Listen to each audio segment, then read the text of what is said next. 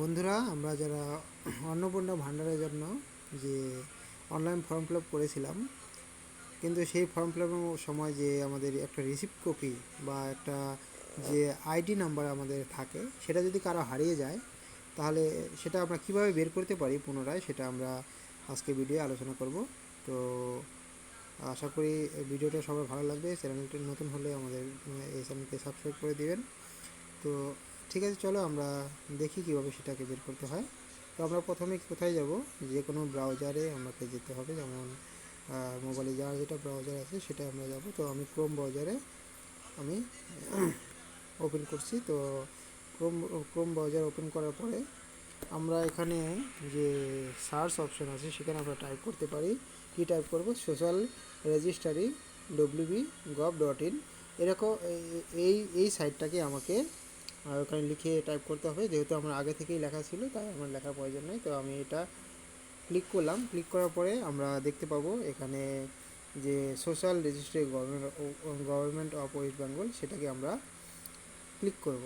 Click করার পরে আমাদের একটা এরকম ইন্টারফেস খুলে যাবে, এবং খুলে যাওয়ার পরে আমরা এখানে দেখতে পাচ্ছি যে সিটিজেন ফ্যামিলি লগ ইন বলে একটা অপশন রয়েছে। নিচে দেওয়া আছে অ্যাক্সেস সিটিজেন পোর্টাল। তো সেখানে আমরা ক্লিক করব। তো ক্লিক করার পরে আমাদের সামনে এরকম একটা ইন্টারফেস খুলে যাবে। খুলে যাওয়ার পরে আমরা এখানে দেখতে পাচ্ছি যে এখানে লেখা আছে যে অ্যাপ্লিকেশন লগ ইন। অর্থাৎ আমরা যখন ফর্ম ফিল আপের সময় আমরা যেভাবে লগ ইন করেছিলাম, যে 10 সংখ্যার মোবাইল নাম্বার দিয়ে, অর্থাৎ যে মোবাইল প্রথমে আমাকে এখানে ডিস্ট্রিক্ট প্রথমে সিলেক্ট করে নিতে হবে, যে ডিস্ট্রিক্টে যার যেটা ডিস্ট্রিক্ট সেটা সিলেক্ট করে নেওয়ার